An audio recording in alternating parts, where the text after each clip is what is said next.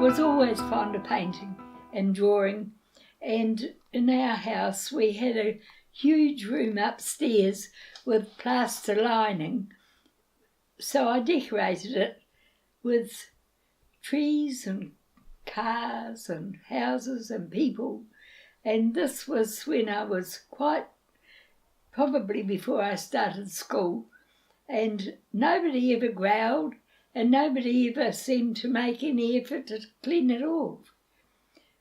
That was the beginning. And then I found that School of Art, which is now our art centre, was open to primary school children on a Saturday morning. This was when I was a little bit older, and I used to bike to lessons on a Saturday morning, and I was lucky enough to have a lovely teacher called Mrs. Lovell Smith, and her husband, I think, was the registrar at the school. He was also a teacher there. I think I perhaps went there for 2 or 3 years, but Rata Lovell Smith was very fussy about not copying other people's work. You took a twig or a leaf or a flower or some little object and drew that, holding it in one hand. And that, I really think, was a tremendous start because it made me use my eyes. And I see so many people now copy photographs, and the paintings lack something, in my opinion. They're very good at copying, but it doesn't have the same feeling about it, in my opinion. Then I went to high school, and I was once more tremendously lucky with my art teacher, was Yvonne Rust, who was a simply wonderful teacher and a real character. She later started pottery in Christchurch, really started a craze on pottery, was very popular for years. While I was at Girls' High, Yvonne put a notice on the blackboard, anyone who would like to go painting on a Saturday, see me after school. And 2 girls out of the whole school went to see her, and I was one of them. And every Saturday afternoon, Yvonne used to meet me down at the foot of Cashmere and go up on the hills with me painting. One day we sat on the window ledge in the Takahi and painted looking out the window, and some people complained that we were in a public place and it shouldn't have been, but we weren't sent off. We were allowed to stay there. Yvonne didn't used to paint. She used to sort of watch over, but she never ever touched my artwork. She always just showed me how I could improve it. At that stage, my mother was a widow, and I really couldn't see how I could go to School of Art and do a degree of fine arts, because it was 5 years training. I wouldn't have been earning any money until I was about 25. And all I wanted to do was live in the country. So I sort of put painting aside as a career, and I found myself working as a herd tester, going to a different farm every day. And in those days, I didn't used to paint at all.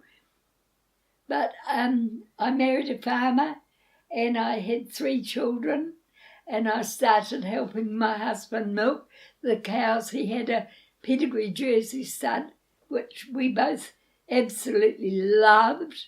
And I thought, I'm spending 5 hours a day out at the milking shed.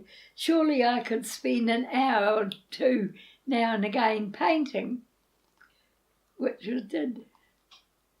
And there was quite a group in the end. We had perhaps 10 other women that liked painting, and we'd meet and paint outside round Amberley somewhere. At that stage, the adult education used to have an art tutor who went around the country giving lessons, workshops and lessons, and also in pottery. At one stage, Yvonne Rust taught pottery with the adult education. And it was a tremendous thing for people in the country, because in those days not many people had a car, and it was a wonderful outlet for people to have these hobbies. And that was about the same time that spinning became very popular too. And we had these wonderful spinning groups in the country where you'd meet perhaps once a fortnight or once a month and take your lunch and share your lunch and that sort of thing.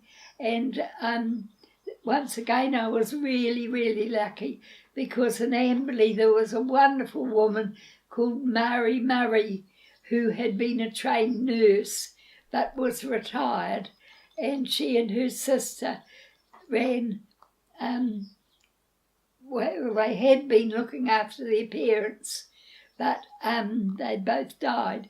But these two women took on this spinning group, and we used to have some absolutely lovely days sitting on their veranda knitting and spinning. Mary had a holiday house at Muttonhour Beach, and in the January spinning day she used to buy a big lot of raspberries and cream, and we'd all take our lunch up to Mary's batch at Muttonhour Beach and have a spinning day there. And it was such a treat. And a friend of mine who lived at Leithfield Beach, retired, one year had her grandsons staying with her, and I took them in my car.